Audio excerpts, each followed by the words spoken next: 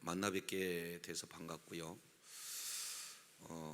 짧은 시간에 요한계시록을 전체적으로 정리한다는 것은 사실은 쉬운 일은 아닙니다.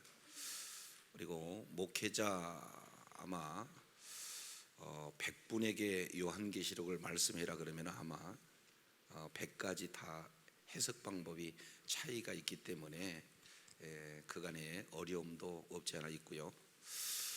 그러나 이제 좋은 스승님을 이렇게 만나서 성경을 배우고 깨달아가면서 느끼는 내용 중에 하나가 지금 이 시대에 성경 66권의 내용 중에 가장 공격받는 대표적인 성경이라면은 아마 창세기 그리고 계시록이 아닐까 싶습니다. 그래서 가장 근본적인 문제를 이렇게 뒤흔드는 내용이죠. 그래서 하나님께서 창조하신 이 세계를 창조론을 부정하는 그런 내용이 너무나 세상적인 내용으로 강합니다. 또한 모든 성경의 결론이라고 할 수 있는 계시록에 대해서 잘못된 그런 견해로 또 여러 가지 진리를 훼손하고 있는 내용이 현실이기도 하고요.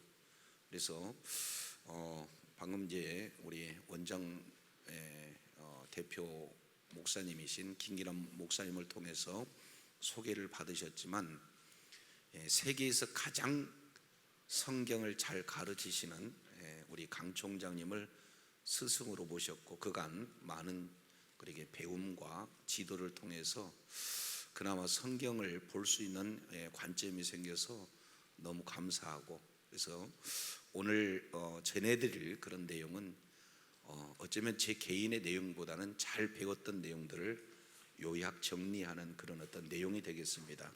그래서 미리 말씀드린 대로 계시록에는 학자마다 너무나 관점들이 다양해요.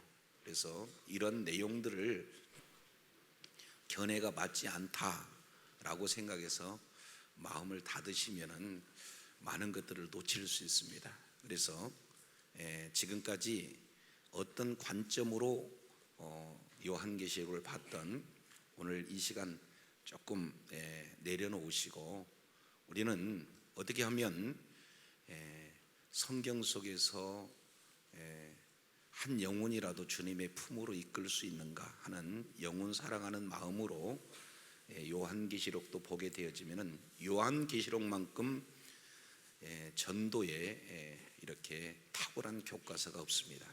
그래서 요한계시록을 통해서 은혜를 나누기를 원합니다. 자, 옆에 분한테 한번 인사 나누겠습니다. 사랑하고 축복합니다.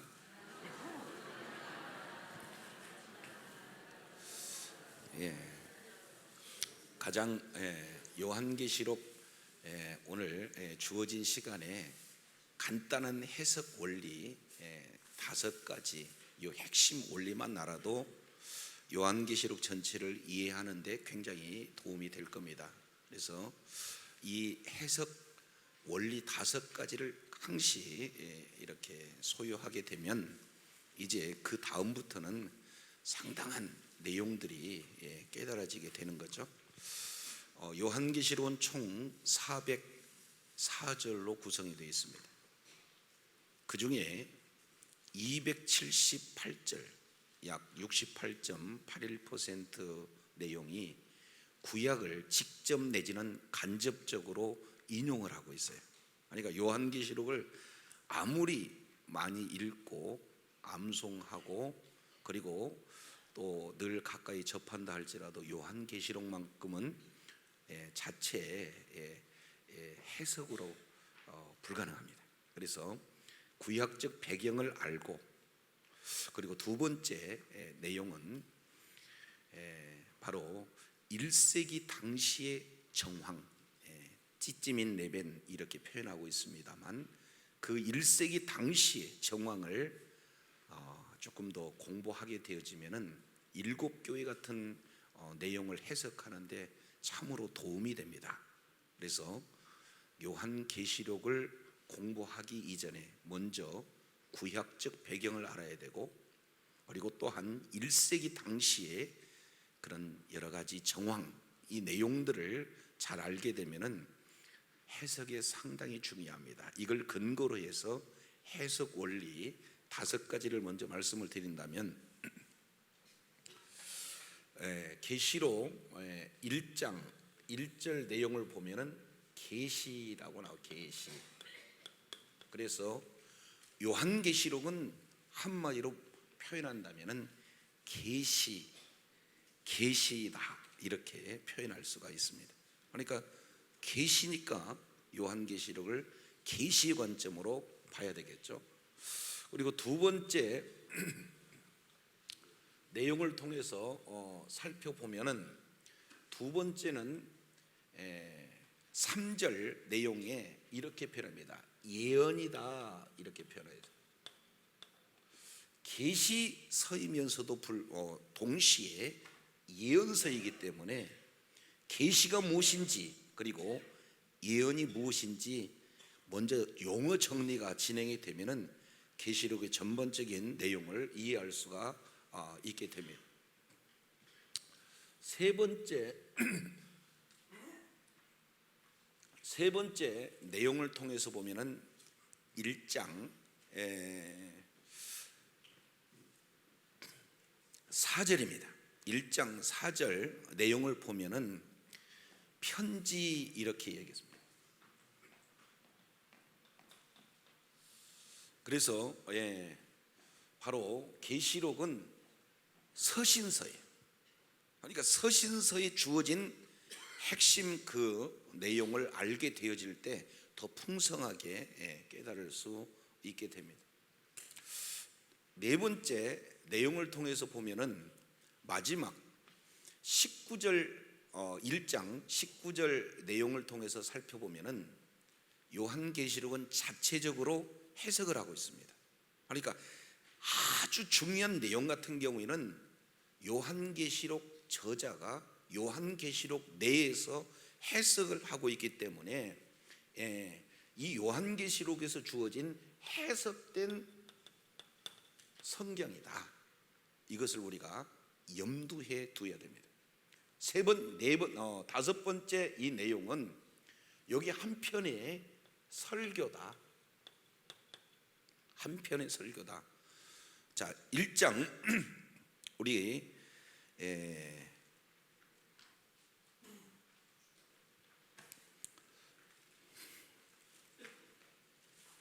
1장 3절 한번 읽도록 하겠습니다. 1장 3절 시작.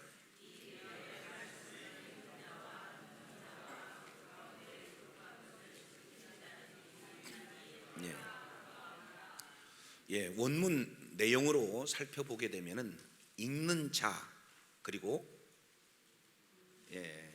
두 번째 듣는 자와 지키는 자, 이게 두 가지입니다. 그러니까 우리 개역 성경을 통해서 살펴보면 읽는 자, 그 다음에 듣는 자, 지키는 자, 이렇게 세 개로 되어 있지만 원문 내용으로 보면은 사실은 두 가지 내용으로 됩니다. 그래서 읽는 자는 단수고 듣는 자와 지키는 자는 바로 복수가 되겠습니다. 그래서 관사가 하나에 묶여져 있어요.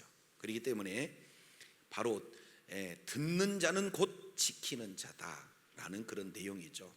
그래서 바로 이 내용을 통해서 살펴보면은 한편의 설교다. 골로새서 4장 16절 내용을 통해서 보면은 골로새 교회의 성도들에게 편지를 합니다. 그리고 그 편지 내용을 읽고 난 다음에 다른 교회에 이렇게 회람해서 읽을 수 있는 그런 서신이죠. 그러면은 이런 내용으로 본다면 요한계시록 역시 마찬가지로 그때 1세기 당시에 바로 각 개교회의 증거가 되어지고, 그리고 예배 시간에 목사님께서 읽어주면은 회중들은 그 내용을 듣고 읽어준 목사님이나 회중 모두가 다 말씀을 듣고 지키는 그런 어떤 자리에 있는 그런 내용으로 기록되고 있습니다. 따라서 요한계시록의 해석 원리가 크게 5가지, 이 내용을 우리가 염두해 준다면은 그래도 성경에서 하나님의 의도를 우리가 바로 찾아가야 되는데, 하나님의 의도를 조금 더 가까이 근접할 수 있는 그런 해석의 방법이 됩니다. 그래서 계시, 예언, 그리고 서신, 그리고 이미 해석되어진 내용, 그리고 이게 한편의 설교다라는 그런 내용들을 살펴볼 수가 있습니다. 자, 이제 이 내용이 우리가 교독문을 교독하는 것처럼 계시록 1장 1절부터 8절까지는 전체 서론을 얘기하고 있고, 그리고 그 서론의 내용은 교독문을 이렇게 교독하는 그런 내용처럼 읽고 회중이 답하고 이런 어떤 인도자와 회중이 서로 교독하는 그런 구조로 되어 있습니다. 마지막 계시록 22장 6절부터 21절까지 역시 마찬가지로 교독문 형태로 되어 있어요. 그래서 계시록은 예배의 시작이면서 예배의 시작이면서 여기에 예배의 시작이면서 마지막에 마무리를 진행하는 그런 구조로 이렇게 진행이 되어 있습니다. 그렇다면 계시가 무엇인가? 이 내용을 이제 뭐 자세히는 코칭 목회 영상으로 잘 해석이 되어 있습니다만, 여기 오셨기 때문에 우리가 살펴본다면은 계시가 무엇인가? 이 내용을 바로 헬라어로는 아포칼립시스다라는 단어를 씁니다. 이 내용을 조금 해석한다면은 지금까지 감추어졌던 내용들을 벗겨서 공개하다라는 뜻입니다. 그렇기 때문에 계시록 1장 1절에 계시라는 이 단어는 마치 기차의 화통처럼 맨 앞에서 이 계시라는 한 단어가 전체를 이끌어가는 핵심 키워드가 되겠습니다. 그래서 계시라는 내용을 정확하게 이해가 되면은 요한계시록이 술술 풀리게 되는 구조가 되겠습니다. 그래서 한번 따라하겠습니다. 아포칼립시스. 아포칼립시스 그러면은 이제 감추었던 내용을 벗긴다. 이것을 강 총장님은 시골에 보면은 장독대가 있잖아요. 장독대가 있는데 다 이게 뚜껑이 닫혀져 있으면은 그 안에 무엇이 들어 있는지 몰라요. 그러면 알 수 있는 방법은 어떤 내용인가요? 뚜껑 열어보면 아는 거예요. 따라서 계시록은 이미 주님께서 이렇게 열어주신 내용이다. 그래서 성령님께 인도함을 받고 성령님께서 이렇게 깨닫게 해주시는 그런 내용들을 잘 이렇게 풀어놨습니다. 그래서 구약적 배경 내용을 통해서면 다니엘서 2장 27절부터 30절까지 이 내용들을 자세히 살펴보면은 마지막 되어질 일에 대한 내용을 집중적으로 표현하고 있고, 이것을 비밀이다, 기이한 일이다 이렇게 표현합니다. 그런데 다니엘서 전체 내용을 통해서 보면은 우리 주님께서 보여주시고 있는 내용은 어떤 내용인가? 이것은 바로 인류의 구원 계획을 말씀하고 있습니다. 그래서 계시란 비밀을 오픈한다. 계시란 지금까지 그 내용의 비밀 이 자체를 공개하는 겁니다. 비밀을 공개하다. 그렇다면 비밀은 무엇일까? 이 비밀이란 이 내용은 하나님께서 인류를 향한 구원 계획입니다.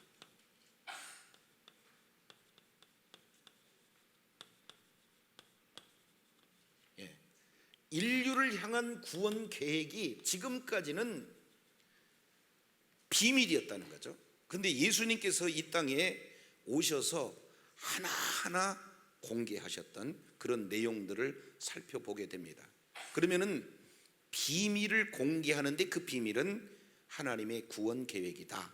이렇게 정리를 해볼 수가 있습니다. 그렇다면 예언은 무엇인가? 이것 때문에 지난 2000년 동안 상당히 해석을 잘못해가지고 예언을 단순히 앞으로 되어질 일로만 그렇게 생각을 해서 앞으로 일어날 일들에 집중하다 보니까 그때와 그 시기에 많은 사람들이 관심을 가져서 이 용어 잘못 해석하는 바람에 계시록 문제가 너무나 난제가 되어 있는 거죠. 그렇다면 이 예언을 성경에서 정의하고 있는 그런 내용은 어떤 내용이냐? 바로 하나님께서 인류 구원 계획을 오픈해 주셨어요. 그런 모든 오픈하는 내용들을 우리 회중이 그 말씀에 받아서 어떻게 반응하느냐. 선지서의 내용을 통해서 보면 모세 오경의 말씀을 증거했을 때 그 말씀이 기준이 돼서 벗어난 그 사람들에게는 돌아오라 이렇게 했을 때 그 돌아오라는 내용은 예언의 성격을 가지고 있죠. 돌아오지 않으면 하나님의 징계가 따른다. 돌아오게 되면 여전히 하나님의 분복을 누릴 수가 있다. 이것은 한번 선포되면 그대로 이루어지는 것처럼 예수 그리스도를 믿는 믿음을 가지면 최종적 구원에 이른 줄로 믿습니다. 이거 우리 다 알잖아요. 이게 예언의 핵심이다 그 말이죠. 하나님께서 창조부터 구원 정말 마지막 재림 때까지 있어질 하나님의 구체적인 구원 계획, 이 내용을 오픈 공개하고 독자로 하여금, 우리 모든 믿는 자로 하여금 하나님의 의도에 맞게 돌아오게 되어지면 여전히 하나님께서는 동행하시고 분복을 내실 것이지만 끝까지 마음을 완악하게 해서 복음, 바로 하나님의 구원 계획을 거부한 자에게는 영벌에 처해진다 하는 확고한 내용이 뭐냐면 예언이에요. 그렇기 때문에 계시가 무엇이고 예언이 무엇인가, 이 내용을 제대로 우리가 정리하는 것부터 요한계시록을 이해하는 데 상당히 도움이 됩니다. 세 번째 내용은 서신입니다. 서신은 우리가 편지를 보내잖아요. 자녀가 군대를 갔다 그러면은 그 군대 간 자녀가 부모님한테 편지를 보내. 그러면은 편지를 받아본 부모님은 거의 대다수 편지 내용을 알겠습니까? 모르겠습니까? 다 알죠. 연애 편지도 역시 마찬가지입니다. 그런 것처럼 1세기 당시를 기준으로 해보면은 우리 주님께서 편지, 서신 형태로 보였기 때문에 그때 당시 모든 사람들은 다 내용들을 알아요. 그러나 우리는 배경을 모르기 때문에 어떤 때로는 이 내용이 어떤 배경 가운데 나타나는 내용이다, 이런 배경을 알게 되면 쉽지만 그때 당시에는 너무나 모두가 다 알 수 있는 그런 어떤 상황이에요. 따라서 이 내용을 서신서라는 내용에 집중을 해본다면 요즘에 나타나는 베리치베에 대한 부분 한번 질문해 보겠습니다. 1세기 당시에 베리치비라는 용어가 있었을까요? 없죠. 그러니까 서신이라는 관점으로 바라본다면 너무 지금 현재에 나타나는 현상에 집중하다 보니까 사람의 지혜로 뭔가 하나님의 숨겨진 의도를 깨달으려고 하는데 그런 내용들은 상당히 무리가 되어지는, 해석이 되어지는 겁니다. 그래서 서신이라는 이런 내용들을 우리가 확실히 이렇게 가졌을 때 전반적인 계시록에 대한 내용들을 이해하기가 쉽다. 그리고 이제 네 번째 내용은 해석입니다. 약 요한계시록 내에 20가지 정도는 해석이 되어 있습니다. 이것은 코칭 목회 회원들에게는 다 이미 공개가 되어진 내용들이 됩니다. 그 중에 가장 먼저 공개되었던 내용들은 뭐냐?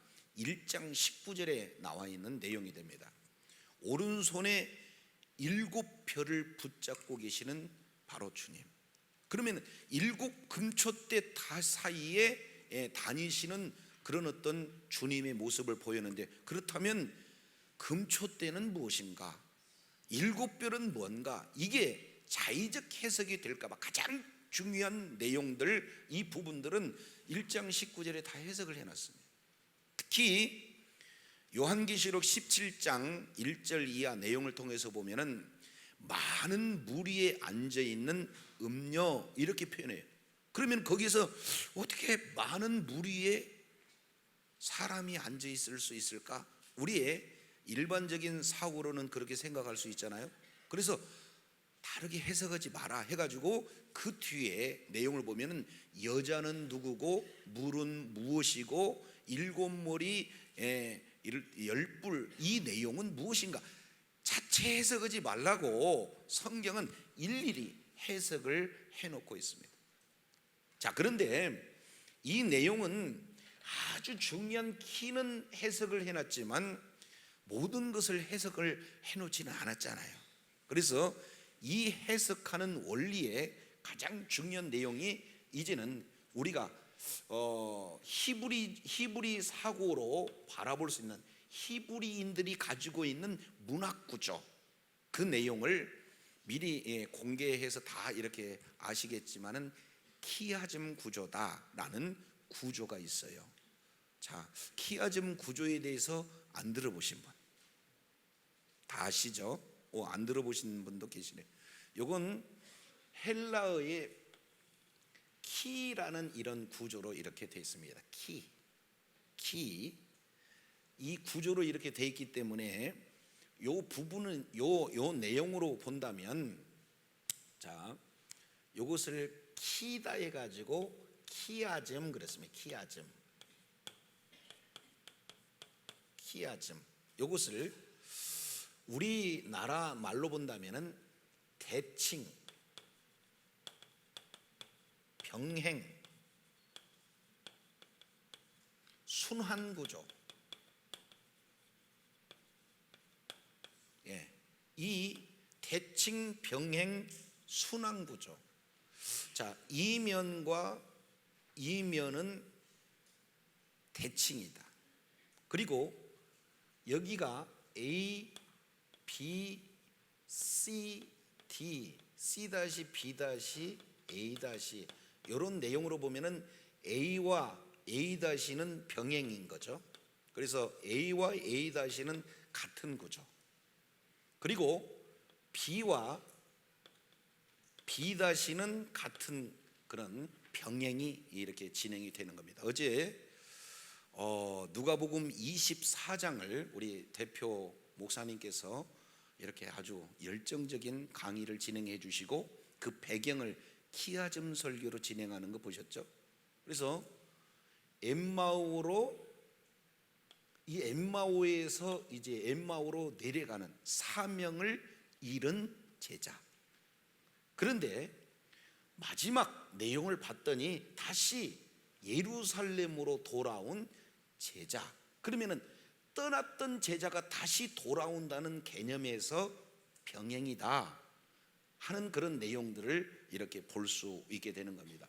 두 번째, 돌아오는데 어떻게 돌아올까? 조금 더 안쪽으로 가서 살펴봤더니 이 내용을 통해서 봤더니 예수님을 함께 사명을 주었는데도 불구하고 사명을 놓치니까 따라간 이렇게 사명을 놓치고 가니까 친히 주님께서 찾아오셔서 사명을 이렇게 감당하게 하는데 문제는 눈이 어두워서 예수님을 보지 못했다 하는 그런 내용들을 표현합니다. 근데 그 이후에 내용을 봤더니 예수님을 기도하실 때 예수님이 그분이 아니신가 해서 눈이 열어지는 장면을 이렇게 살펴볼 수가 있게 되는 거죠.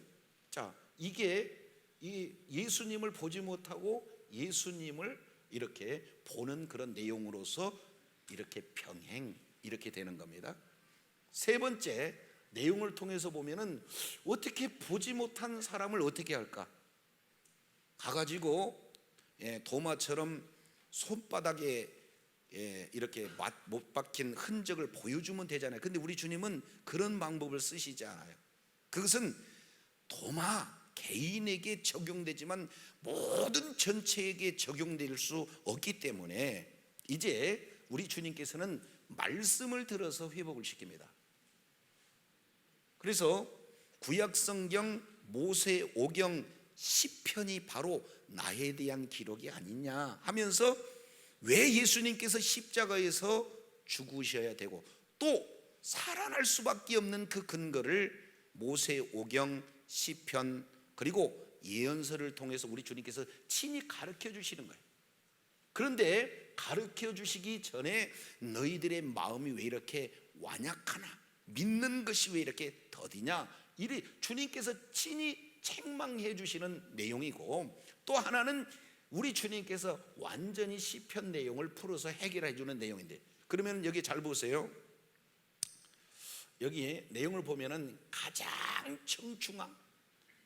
정중한 어떤 내용이냐, 십자가와 부활을 얘기해, 고난과 영광을 얘기해. 이것이 기독교의 가장 핵심이고 모든 구원의 핵심이 바로 십자가와 부활인 줄로 믿습니다. 이 내용을 그럼 우리가 어떻게 하냐 그 말이죠. 그래서 히브리인들이 가지고 있는, 그들만이 가지고 있는 문학 구조를 통해서 보니까 너무 선명하고 분명하게 드러나게 됩니다. 그래서 우리 헬라적 사고는 서론, 본론, 결론 이렇게 얘기잖아요. 특히 이제 우리나라의 경우에는 좀 급하니까 좀 시간이 없으면은 뭔만 얘기하라고 그래? 그잖아요. 그런데 여기는 아주 알토란 같은 내용을 가운데다가 집중해 놓고 다시 한번 반복을 해서 머리에 입력을 시키게 되는 거고, 입력시킨 그 내용을 그대로 말씀대로 살아갈 수 있는 그런 어떤 내용을 하는 문학적인 구조입니다. 그래서 해석은 계시록 자체에서 해석을 하고 있지만, 더 나아가서 해석되지 않는 부분은 어떻게 하느냐, 키아즘 구조로 해석을 했습니다. 키아즘 구조로 해석을 하고 있고, 특히 이제 이필찬 교수님께서 또 이렇게 코칭 목회에 오셔서 계시록 전체를 또 열어주셨어요. 그분은 또 학자로서 상당히 요한계시록의 뭔가 한 분야를 잘 가르치시는 그런 교수님이시긴 한데, 그분의 바로 스승님이 되신 분이 또 요한계시록의 아주 전문가시잖아요. 그래서 요한계시록 내에는 크게 엔푸뉴마티 구조라, 성령 안에서, 이게 4번 기록됩니다. 그래서 1장 10절, 그리고 4장 2절, 17장 3절, 21장 7절인가요? 이 내용을 통해서 보면은 엔푸뉴마티 구조가 있어요. 그래서 이것은 목사님들이 조금 더 참고해 볼 필요가 있습니다. 그래서 이렇게 기존에 해석이 돼 있는 것에 이제 우리가 조금 더 좋은 스승님을 만나서 히브리역 사고로 키아즘 구조를 진행이 되면은 너무나 하나님의 의도가 선명하게 드러나기 때문에 뭐 학자들마다 이렇다, 목회자들마다 이렇다, 이렇게 혼선될 이유가 없습니다. 그래서 너무 명확합니다. 그래서 이제 우리 대표 목사님하고 같이 진행하는 그런 내용 중에 하나가, 소원이 어떻게 하면 쉽게, 그리고 모든 사람들이 아주 하나님의 의도에 분명하게 이렇게 잘 알고 전할 수 있는 방법이 뭘까 해서 계시록 내비게이션을 아마 10년 전부터 말씀을 하셔요. 그러나 이제 지금까지 배우던 내용을 통해서 이제 다 깨달으셔가지고 하나하나 지금 정리해 가는데, 아마 이것도 빠른 시간 내에 모든 분들에게 공개가 되지 않겠나 그런 기대를 갖습니다. 그리고요, 설교입니다. 한번 따라하겠습니다. 요한계시는 한 편의 설교다.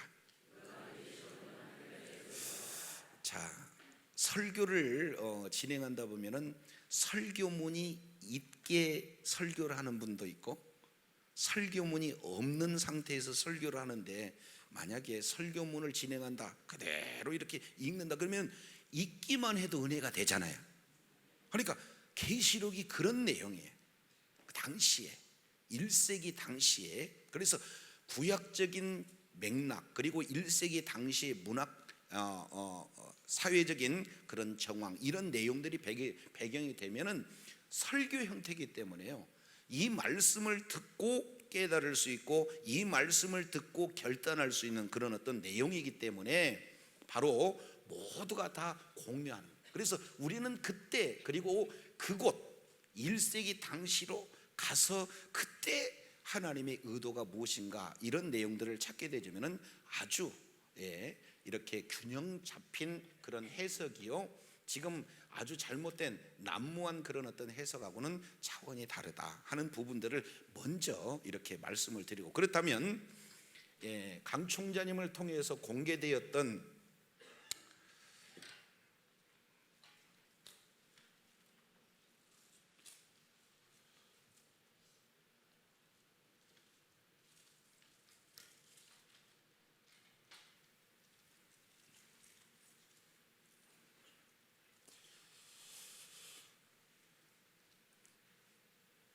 키아즘 구조 내용을 통해서 보면, 자,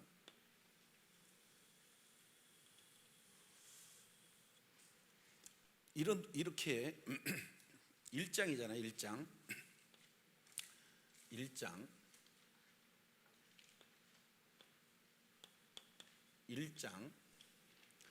1장 내용은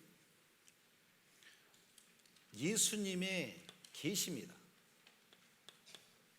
예수님의 계시, 요 내용이 기록이 되어 있고, 그리고 2장, 3장 이 내용은 7 교회에 대한 부분입니다. 그리고 4장, 5장 이 내용은 하늘의 상황이에요. 하늘 보좌입니다. 보좌의 그런 어떤 내용들을 말씀하고 있어요. 자, 그리고 6장, 요것은 인입니다. 근데 6장에 인이 나타나는데 6이니까 몇 개 인이 나타날까요? 6이니까 몇 개 나타날까요? 잘하셨습니다. 근데 여기에 은혜가 있어요. 왜 그러냐면 7인을 한 번에 다 이렇게 공개를 했다 그러면은 이제는 7인, 7번째 인, 7번째 나팔, 7번째 대접, 이 내용은 전부 다 종말 상황이에요. 이제 끝이에요. 기회가 없습니다. 그렇기 때문에 우리 주님께서는 여기다가 7장을 집어넣어요. 이렇게 7장. 이게 전도자에게는 너무 중요한 핵심 내용입니다. 여기에 키아즘 구조로 이해하자면은 해석이 안 되는 그런 어떤 내용들이 되겠죠. 그 다음에 이어서 7번째 인이 나타나게 되는 겁니다. 7번째 인이 나타나는 것이 8장, 9장인데 마지막 7인이 공개되는데 이게 무엇으로 되냐면은 나팔로 됩니다. 여기에 7나가 포함이 되어지는 내용이 되겠습니다. 나팔이라고 해야 되겠는데, 나팔 재앙. 자, 그러면은 7 내용은 어떤 부분이냐? 여기는 구원에 관련된 내용, 구원에 대한 내용입니다. 자, 근데 9장 역시 마찬가지로 나팔을 부니까, 나팔장은 몇 장일까요? 잘하셨습니다. 우리 주님은 세심한 데까지 배려해 주셨어요. 그래서 8장에 나팔 재앙이 나오는데 여기도 역시 마찬가지로 7인을 다 떼면 안 되니까 마지막 한 인을 7장을 넘어서 8장에 공개하는 것처럼 7번째 나팔을 다 불게 되면은 이미 끝나는 종결 상황이니까 불겠습니까? 하나를 남겨두겠습니까? 그래서 먼 데까지 남겨놔요. 그 사이에 여기에 우리 주님께서 10장, 11장, 12장, 13장, 14장 이런 어떤 내용으로 말씀을 하는데, 여기에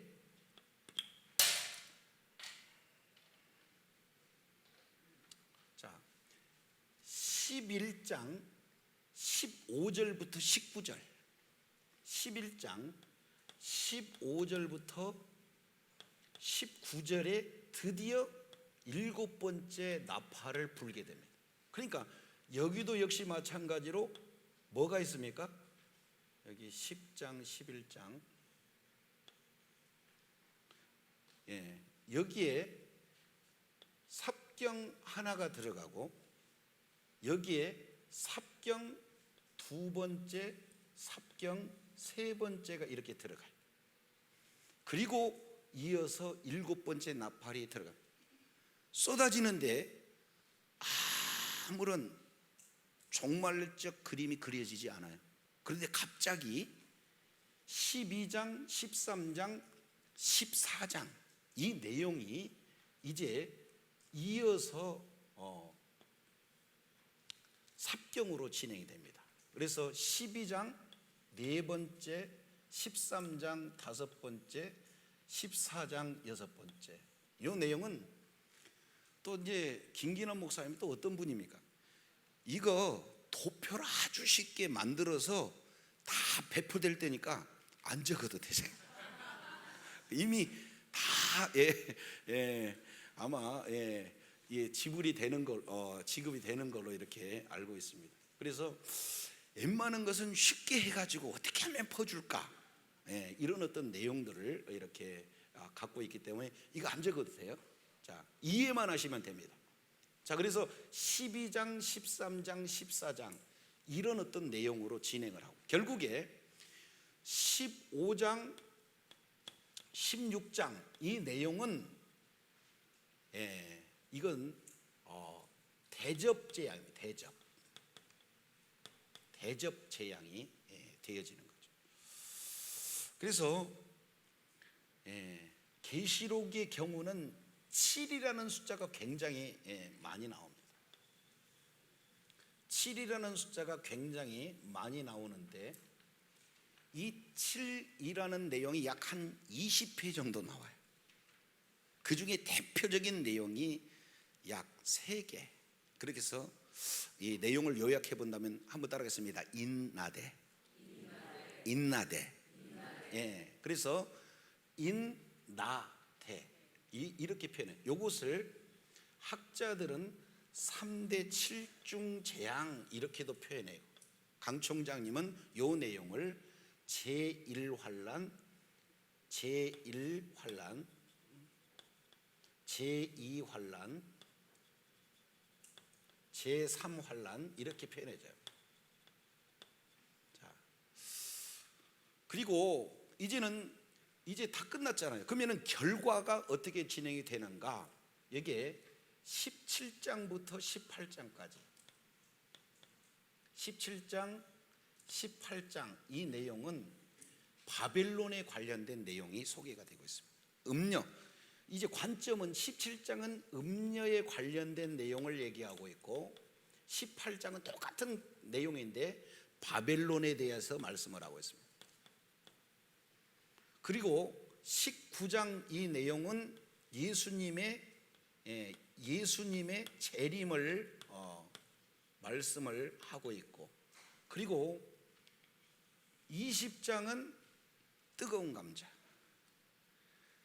천년 왕국이냐 지상에서, 아니면은 이 천년 왕국이 어떤 내용이냐, 이거 가지고 2000년 동안 지금까지 그 좋은 머리를 가진 학자들이 싸우고 계세요. 그렇기 때문에 이 부분도 키아즘으로 해석을 하게 되면 너무나 선명합니다. 머리 아플 일이 없어요. 그렇기 때문에 이 부분들은 이제 여기서는 자세히 공개할 수가 없습니다. 자, 그리고 21장 그리고 22장에서 드디어 이제 새하늘과 새 땅 이런 어떤 내용으로 진행이 됩니다. 그래서 10장 이 내용은 두루마리를 먹는 거고요. 11장은 두 증인에 대한 내용들이 중점적으로 소개가 되고 있습니다. 그리고 12장 이 내용은 하늘에서의 전쟁, 땅에서의 전쟁, 용과 여자에 관련된 내용이 포함이 됐습니다. 그리고 13장 이 내용은 두 짐승, 바다에서 나온 짐승, 땅에서 나온 짐승, 두 짐승에 대한 내용들을 소개하고, 14장 이 내용은 하늘 상황, 시온산에서 14만 4천 인만이 구원의 노래를 부른다 하는 그런 내용들을 말씀을 하고 있습니다. 이것은 하늘 상황, 14만 4천이 다시 한번 여기서 소개되고 있습니다. 자, 그리고 20장은 왕국에 대한 내용이고요. 그리고 21장 이 내용은 새 하늘, 새 땅. 자, 이렇게 진행이 됩니다. 그렇다면 우리는 이제 익숙하니까 이것을 어떻게 적용을 이렇게 쭉 해보냐, 이 내용을 가지고 적용해 볼 수 있는 내용을 보면은 1장에서 3장까지 1장에서 3장까지 이 내용이 서론에 해당이 돼요. 서론. 여기는 잘 알고 계시겠지만 예수님의 계시입니다. 그리고 7 교회에 대한 내용이에요. 예서보두, 사빌라, 이 내용들을 말씀을 하고 있습니다. 그리고 4장부터 18장까지 여기가 본론이 되겠습니다. 본론. 그리고 19장부터 22장까지 이 내용이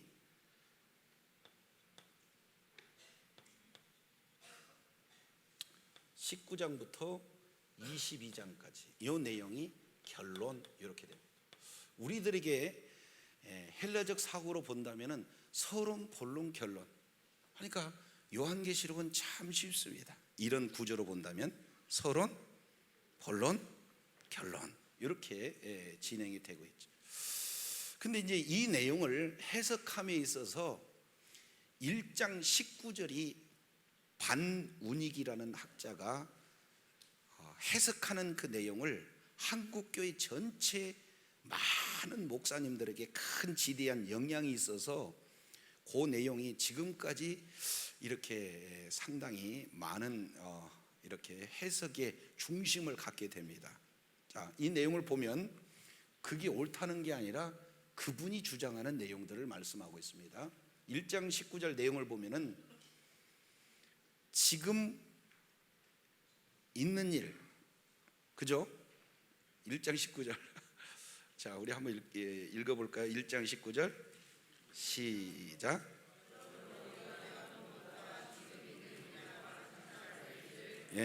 내가 본 것은 여기라는 거예요. 여기. 내가 본 것, 이게 본 것. 현재 당시, 그때 당시를 얘기하는 거고, 그리고 4장부터 뭡니까? 이제 지금 있는 일. 여기에 지금 본 것은 1장이고 지금 있는 것은 2장 3장. 이거 잘못했네요. 자, 여기까지 본 것입니다. 그리고 여기가 지금 있는 겁니다. 지금 있는 일, 지금 있는 일, 그리고 장차 되어질 일, 이렇게 보는 거예요. 그러니까 장차 되어질 그런 일에 대한 내용들이 어떻게 진행이 되는가, 요 내용을 아주 구체적으로 보니까 여기 4장에서 휴거가 이루어진다라고 주장하게 되는 거죠.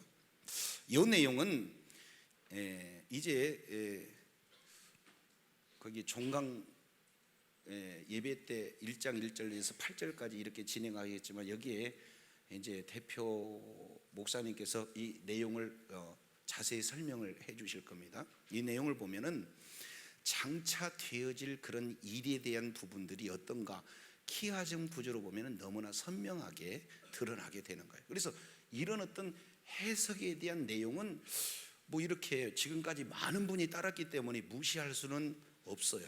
그렇다 할지라도 기존에 해석하는 것이 아무리 귀하지만 성경적 해석으로 이게 잘못된다 그러면은 좀 바꿀 필요도 있지 않겠습니까? 그래서 키아즘 설교 내용으로 보면 이게 선명하게 드러나게 되는 거예요. 자, 그러면 강 총장님이 이제 저희들에게 소개하는 그런 내용으로 보면은 시간이 없어서 여기 참석하시는 모든 내용들이 최소한 이것은 잡고 가야 되니까 산토끼 노래 다 아시죠? 네, 산토끼 노래 우리 한번 해보겠습니다. 시작.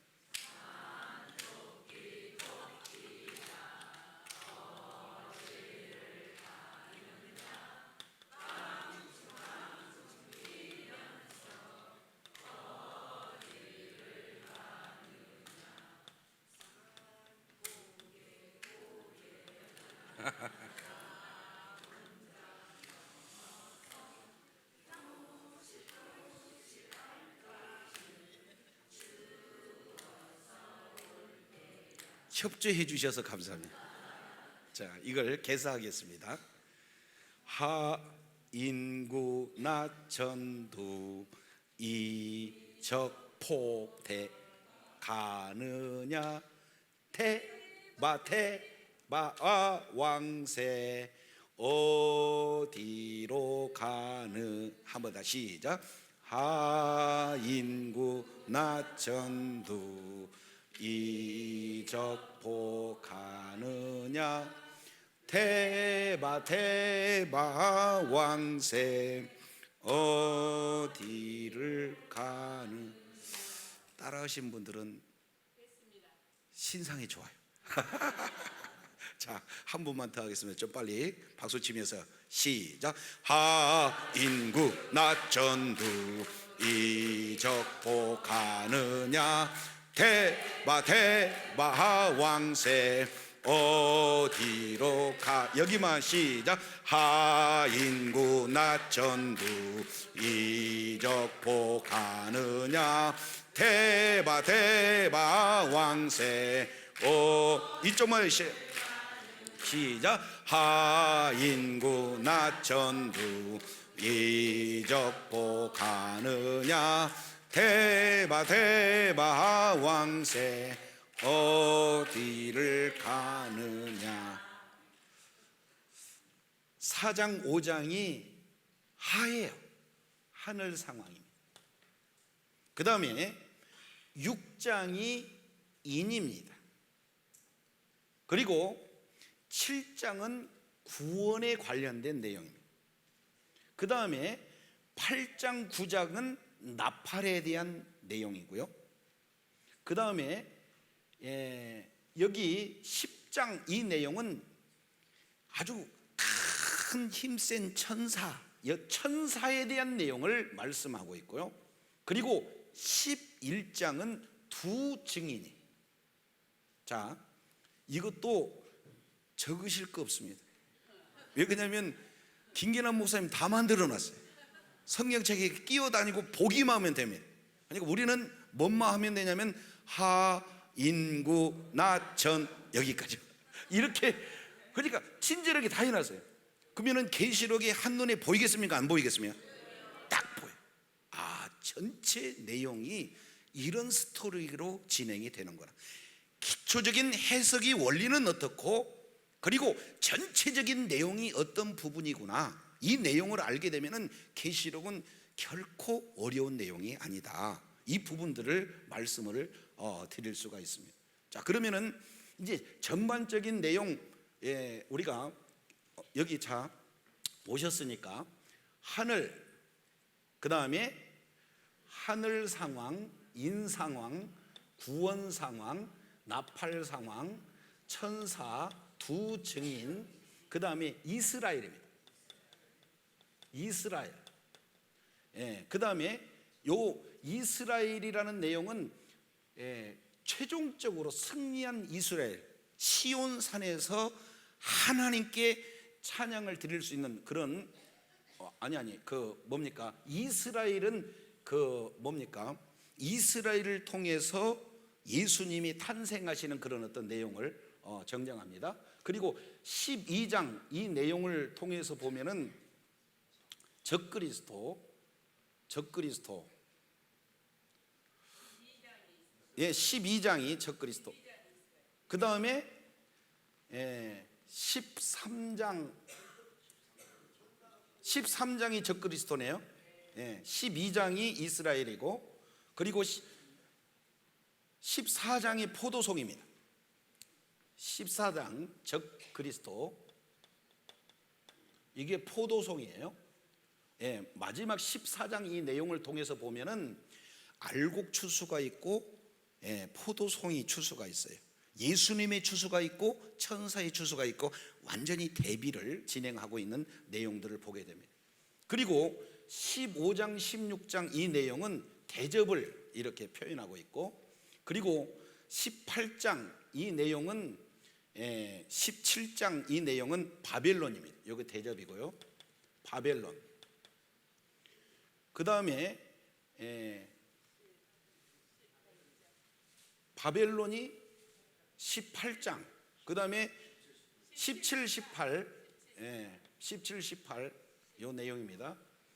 음녀와 바벨론은 같은 개념이에요. 그리고 19장 이 내용을 통해서 보면은 아마겟돈, 예수님께서 재림 바로 직전에 아마겟돈, 이 아마겟돈도 설명할 내용들이 너무 많습니다.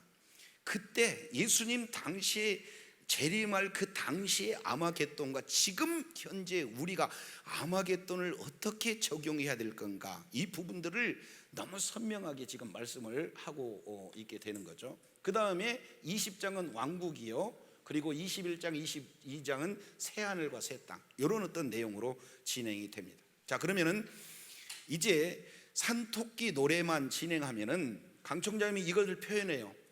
14개 보따리, 한번 따라합니다. 14개 보따리. 보자기. 제가 보따리 그랬다고 혼났어요. 보자기, 한번 따라합니다. 14개 보자기. 아주 중요한 내용을 14개. 왜 그러냐면 그때 당시에 장과 절이 없잖아요. 그러니까 핵심 내용 14개의 아주 중요한 14개의 컨셉이 담겨져 있다. 그래서 14개 이렇게 표현을 하고 있습니다. 이제 장과 절로 이렇게 나눠지는 내용들은 조금만 내용을 연습하게 되면 이 부분들을 다 이해할 수 있는 내용이 돼요. 자, 그렇다면 이 내용을 이제 그러면은 주님께서 말씀하고자 하는 키아즘 구조로는 이 내용을 어떻게 그러면 적용할 수 있는, 이렇게 해석할 수가 있는가, 이 부분들을 살펴보면은 선명해요. 자, A 여기는 1장 1절부터 8절까지, 1장 1절에서 8절까지, 여기는 복된 자다. 복된 자다. 그리고 B는 1장 9절부터 20절까지, 이 내용은 예수 그리스도의 영광스러운 모습입니다.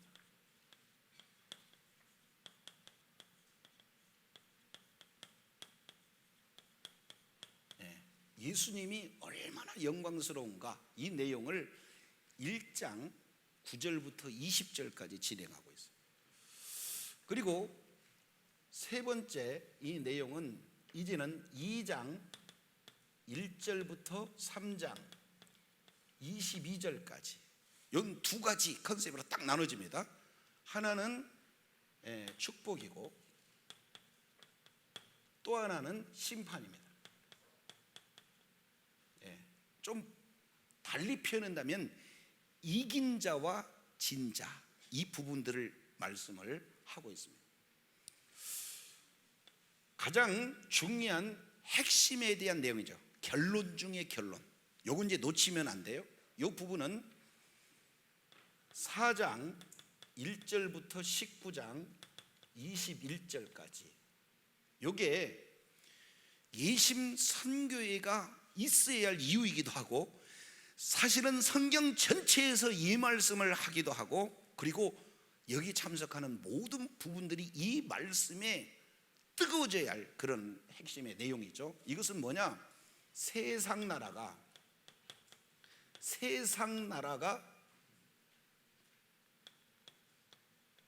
그리스도의 나라, 하나님의 나라로 완전히 변화되는, 회복되어지는 그런 내용. 그래서 성경은 창세기부터 계시록까지 단 한 가지 핵심 내용을, 주제를 뽑아라 그러면은 하나님의 나라예요. 그래서 하나님의 나라가 세워지고 하나님의 나라가 완성되어집니다. 그러니까 하나님의 나라에 대한 내용이 계시록 전체의 핵심적인 내용이 되어집니다. 이것을 이제 결론에서가 다시 한번 병행구절을 통해서 이렇게 말씀하고 있습니다. 그래서 20장 1절부터 21장 8절까지 이 내용은, 자, C와 C-가 같이 되어 있는, 여기는 뭐가 나와야 된가요? 그렇죠. 똑같이 축복과 심판에 대한 내용을 기록하고 있습니다. 이제 백보자 심판의 내용에 모두가 다 여기에 서게 될 수밖에 없습니다. 그러니까 용어는 백보자 심판, 그런데 이 심판이라는 용어를 강 총장님은 베마 이렇게 표현합니다. 한번 따라합니다. 베마. 왜 그러냐면 심판이라는 용어의 다른 이면에는 구원이 함께 있어요. 그러니까 심판과 구원은 동전의 앞면과 뒷면의 그런 내용인 것처럼, 그러니까 한 면만을 표현할 수가 없으니까 심판이라고 표현했는데 불신자에 대한 내용이에요. 믿는 자에게는 심판이 없습니다. 상급이다 그 말이에요. 그래서 이것을 베마 이렇게 표현을 하게 되는 거죠. 자, 그 다음에 B-, 이 내용은 21장 9절부터 22장 5절까지. 이것은 최종적으로 계시록의 사실은 내용으로는 마감이 진행이 되어지는 겁니다. 자, 그러면은 여기는 C와 C-가 병행이 되어졌다면은 B는 어떤 내용들이 기록될 것이 예측이 될까요? 그렇죠. 영광이라는 내용이잖아요. 그러니까 예수님에게 속한 신부, 다른 말로 성도의 신부의 영광스러운 모습이 기록되고 있어요. 아주 조직적으로, 체계적으로 기록이 되어 있습니다. 성경은 과학은 아니지만 과학을 초월합니다. 성경은 너무나 치밀해요. 그렇기 때문에 하나님의 의도가 너무나도 선명하게 분명하게 드러나는 그런 내용은 키아즘 구조로 진행이 되는데 저희들 사고로 이걸 알 수가 없어요. 정말로 좋은 스승님이 있기 때문에 이런 내용들을 우리가 배울 수가 있었다, 이것을 말씀을 드리고자 합니다. 자, 이 내용은 A-입니다. 그러면 이것도 보면은 마지막 계시록 22장 6절부터 21절까지 그러면 뭐가 나올게요? 뭐가요? 복된 자. 자, 이렇게 표현해요. 이것은 우리 인체도 보면은 몸을 중심으로 해서 오른손이 있고 왼손이 있잖아요. 그것처럼 이 D가 가장 중심부의 핵심부입니다. 그래서 양팔, 자, 오른쪽에 복된 자, 그리고 왼쪽에 복된 자, 오른손이 있고 오른손 주먹이 있고 왼손 주먹이 있잖아요. 그러면은 자, 오른손 왼손 이렇게 딱 하면서 한번 따라합니다. 복된 자. 복된 자. 자, 이번에는 오른 팔꿈치, 왼 팔꿈치. 이 내용을 보면은 예수님의 영광, 성도의 영광. 시작. 성도의 영광. 그 다음에는 이제 이 부분이에요. 이 부분. 이 내용은 축복과 심판, 축복과 심판. 시작. 그러면 가장 정중한 내용은 뭡니까? 나는 계시록을 통해서 하나님의 나라에 관심이 있다. 주님이 나는 이 이야기를 하고 싶다. 그러니 지금 하나님의 나라에 대해서 막 열정이 나고 하나님의 나라에서 불 끄는 이런 전도자들이 모였다는 것은 사실은 복된 자인 줄로 믿습니다. 진짜예요. 하나님의 관심이 내 관심이 되고 하나님의 바라보는 그곳이 내가 바라보는 그 내용이 돼야 하나님께서 동행하시고 하나님께서 일하시고 하나님께서 계속해서 모든 것을 공급해 주실 줄로 믿습니다. 그러면은 하나님의 의도가 무엇인지 요한계시록 전체 내용을 14개의 보자기 속에서 들어있는 하나님의 의도가 무엇인지 선명하게 이렇게 진행된다면은 어느 한 구절에서 치우치고 어떤 해석이 좋은지 나쁜지 이런 어떤 내용의 논쟁이 아니라 학자들은 논쟁한다 할지라도 하나님의 관심이 하나님의 나라에 있다면 저와 여러분은 하나님의 나라가 확장되는 일에 끝까지 존귀하게 쓰임받는 자리에 있어야 될 줄로 믿습니다. 계시록을 통해서 지금 이런 말씀을 하고 계세요. 그러면 이 내용 구체적으로 가면은 여기 역시 마찬가지로 하나씩 진행이 되는데, 자, 요 내용을 보면은 너무나 또 이게 4장에서 19장까지 많잖아요. 그래서 이 내용을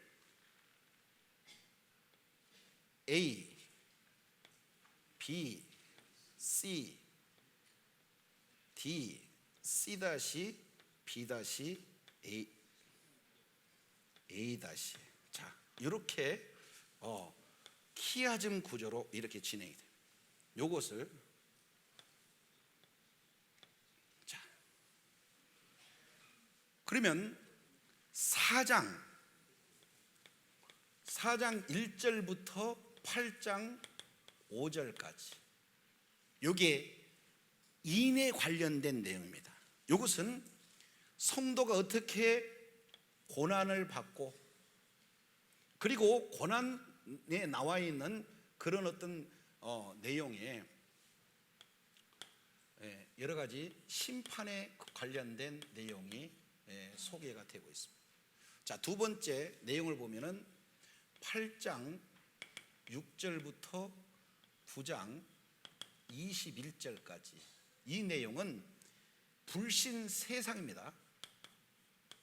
세상에 대한 심판의 재앙이라고 하겠습니다. 재앙. 요것을 여기에 나팔재앙. 나팔재앙. 여기는 10장 1절부터 12장 11절까지 요 내용은 어떤 부분이냐면은 교회에 대한 사명입니다. 교회에 대한 사명을 말씀하고 있고, 그리고 가장 핵심적인 내용이죠. 여기는 11장이네. 11장 14절까지, 그리고 11장 15절부터 11장 19절까지 이 내용이 세상 나라가 하나님의 나라가 된다는 구체적인 내용입니다. 그래서 요한계시록의 핵심 구절이다 라고 내용적인 측면으로 본다면 요한계시록 11장 15절이 가장 인체로 보면 정중앙에 있는 내용이에요. 그래서 11장 내용을 보면 일곱째 나팔을 불던 그때에 이제는 하나님의 주 세상 나라가 하나님의 나라로 완전히 회복되어지는 그런 내용들을 말씀을 하고 있습니다. 그래서 요건요, 학생들 보면은 별표 7개, 시험에 나올지는 그래서 그만큼 세상 나라가 하나님의 나라로 이렇게 진행이 된다. 그러면은 씨와 씨다지는 병행이기 때문에 12장 1절부터 14장 20절까지 이 내용은 이번에는 교회의 승리를 말씀하고 있습니다. 그리고 이제 15장 1절부터 16장 19절까지 이 내용은 21절인가요? 21절까지 이 내용은 똑같아요. 세상에 대한 재앙, 이 부분입니다. 세상에 대한 불신 세상입니다. 불신 세상에 대한 재앙, 이것은 나팔이에요. 대접입니다. 대접. 마지막 17장 1절부터 19장 21절까지 이 내용은 고난과 이것은 심판이 아니라 영광입니다. 바꾸겠습니다. 여기는 고난이 아니라 심판과 영광. 자, 이렇게 진행이 됩니다. 그러니까 너무 이 내용으로 보니까 아주 체계적으로 잘 진행이 됐잖아요. 그래서 강 총장님은 이것을 계시록은 뭐냐? 1초 만에 해결하겠다 그래서 기대가 됐잖아요. 저도 한번 따라서 해보겠습니다. 계시록은 1초 안에 확실하게 하나님의 뜻을 해결할 수가 있습니다. 할 수 있을까요? 못 할까요? 자, 오른손으로 이렇게 한번 해보세요. 계시록은 2번 한 번, 2번. 그래서 7개의 문단이 7개로 이렇게 진행이 되는 내용이 이렇게 해석이 되어 있습니다. 점점 하나님의 의도가 선명하게 드러나잖아요. 그러면 이 내용 각각 다 때로는 키아즘 구조로 형성이 되어 있고 여기도 키아즘 내용으로 구성이 되어 있습니다. 자, 지워서 그러는데 제가 이제 남은 시간이 이게 몇 분 남지 않아서 말씀을 드리겠습니다. 자, 1장 1절은 계시의 근원에 대한 부분들을 말씀하고 있어요. 그러니까 요한계시록 1장 1절 내용을 어떻게든지 하나님의 이런 계시의 영을 부어달라고 해서 1장 1절을 통과하셔야 돼요. 근데 계시록 전체 내용을 한마디로 요약해서 한 내용이 뭐냐면은 계시록 1장 2절입니다. 1장 2절을 넘어서야 계시록에 대해서 드디어 지식으로만 아는 것이 아니라 이제는 우리 주님이 정말로 보호하고 동행할 수 있는 그런 핵심 내용이 진행됩니다. 한번 따라하겠습니다. 하나님의 말씀과 예수 그리스도의 증언, 하나님의 말씀 동시에 예수 그리스도의 증언, 이 내용 때문에 1장 8절에 1장 9절에 사도 요한은 하나님의 말씀과 예수 그리스도의 증언하는 그런 내용 때문에 밤모란 섬에 갇혔다 이렇게 표현합니다.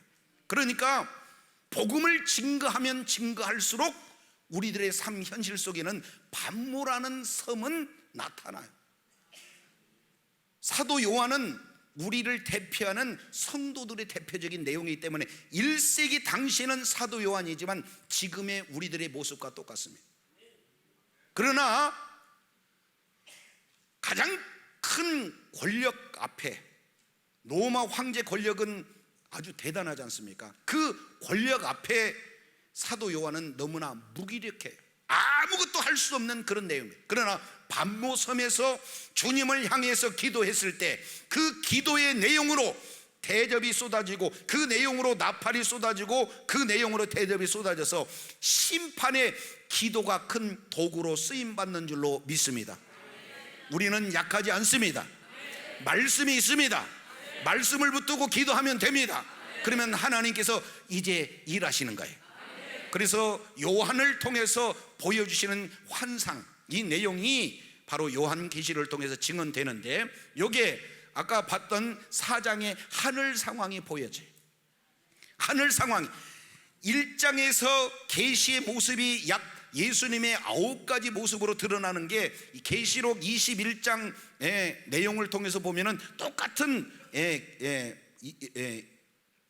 예수님의 9가지 모습으로 이렇게 드러나게 되는데, 그 내용을 통해서 살펴보게 되어지면은 이제 우리 성도들에 대한 그 영광, 이 부분들이 얼마나 영광스러운 모습으로 변해가는가 하는 내용을 예수님의 영광과 성도들의 영광을 이렇게 대비해 주고 있어요. 그러면은 현실은 로마 황제가 이렇게 진행하는 그런 내용이지만, 통치하는 그런 내용이지만, 그 환경 속에서 승리하는 그런 비결은 끝까지 구원의 확신을 가지고, 그리고 무슨 상황이 놓여있다 할지라도 예수가 그리스도라는 사실을 증거하는 일에 하나님 나라가 확장되는 데 존귀하게 쓰임받아야 될 줄로 믿습니다. 1장 8절 한 절만 이렇게 보고 이제 마치도록 하겠습니다. 1장 8절 내용을 보면은 우리 다 같이 한번 읽어볼까요? 시작.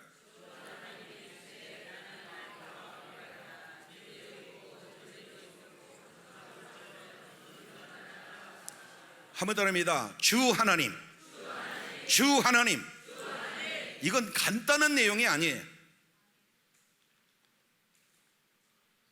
1세기 당시에 문학 그 배경, 시대적인 배경을 보게 되면은 이제는 어떻게 되냐면은 길드라는 그런 사회적인 공동체가 있어요. 상업 조직이 있습니다. 그러면 상업 조직에 들어가야 매매도 할 수가 있고, 상업 조직에 들어가야 모든 생활이 진행이 되는데, 그 길드에 가입하기 위해서는 주 하나님이 누구냐?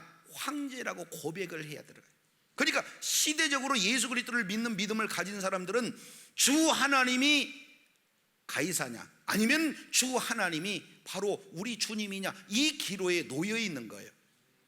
그래서 오늘 1장 8절 내용을 보면은 주 하나님이라고 고백하는 그 내용은 목숨을 담보로 하는 순교적 신앙이다, 그 말입니다. 그래서 주 하나님은 바로 예수 그리스도인 줄로 믿습니다. 요한복음에 보면은 도마가 마지막에 안 믿는다고 그래가지고는 예수님께서 보여주셔서 이제 도마가 깨닫고 최초에 고백하는 내용이 뭡니까? 나의 주, 나의 하나님. 요게 요한계시록 1장 8절과 연관돼서 진행이 되고 있습니다. 그래서 하나님의 보좌를 1장, 2장, 3장 이 내용에서 지상에서 전투하고 있는 성도들의 그 고난받는 내용을 가지고 4장, 5장에서 우리 주님께서 하늘의 보좌를 열어주고 있는 내용이에요. 하늘의 보좌는 크게 세 가지입니다. 첫 번째, 하나님의 통치. 두 번째, 하나님의 영광. 그리고 세 번째, 하나님의 심판이에요. 1세기 당시에는 모든 권력의 중심이 바로 가이사, 이제 황제 권력에서 이제 심판이 이루어지고, 그 황제 권력을 통해서 모든 것이 통치가 되어지고 모든 영광을 받을 수 있는 그런 자리가 황제의 권자예요. 그런데 이 사도 요한은 그러한 황제 권자가 아니라 모든 역사의 근원이요, 모든 이제 하나님의 나라의 근원은 하나님의 보좌로부터 나타난다, 이 사실을 보여주고 계십니다. 그렇기 때문에 이제는 미리 어려운 환경 속에서 끝까지 주 하나님이 예수 그리스도라는 사실을 먼저 믿고, 그런 얼마나 힘든 그런 환경 속에서도 예수가 그리스도라는 사실을 증거하면은 그런 여러 가지 고통을 나온다 할지라도 먼저 내가 예수 그리스도를 믿는 믿음을 이렇게 소유할 뿐만 아니라 복음을 증가하는 그런 일에 있어서 걱정하지 마라. 최후의 최후의 영광스러운 모습은 이렇다라고 4장 5장을 통해서 우리 주님이 미리 공개해 주신 줄로 믿습니다. 미리 공개해 주신 것을 확 부여잡는다면 지금 일시적으로 힘들고 이렇게 고통이 나타나고 손해가 본다 할지라도 낙심하고 좌절할 수가 없다는 거죠. 최후의 승리, 이 내용을 미리 보여주셨기 때문에 계시록은 불안한 책이 아니라 우리들에게 소망을 주는 책인 줄로 믿습니다. 요한복음 3장 16절 내용을 통해서 보면은 예수 안에 영생이 있고 17절 내용을 보면 예수 믿는 사람은 이제 심판에서 제외됐습니다. 불신자에게는 이미 심판이 이루어졌습니다. 따라서 요한계시록은 불신자에게는 심판이지만 끝까지 구원의 확신을 가지고 어찌하든지 때를 얻든지 못 얻든지 복음을 증가하는 그런 모든 사람에게는 하나님께서 동행해 주시고 하나님의 놀라운 일하심이 임하게 될 줄로 믿습니다. 계시록 전체 내용 이제 약 78강을 통해서 코칭 목회에서 이렇게 소개가 되고 있습니다. 자세한 내용들은 그때그때 이렇게 진행하는 내용을 이렇게 참고해 보면은 어떻게 해석하고 어떻게 삶 속에 적용할 건지 이런 부분들은 우리가 살펴볼 수 있습니다. 이상 요한계시록 전체적인 그런 내용과 그 속에서 구조 그리고 하나님의 정확한 의도 그리고 우리가 그 요한계시록을 통해서 불안한 책이 아니라 우리들에게는 소망과 힘이 준다는 책이다라는 것을 우리에게 마무리하면서 기도하겠습니다.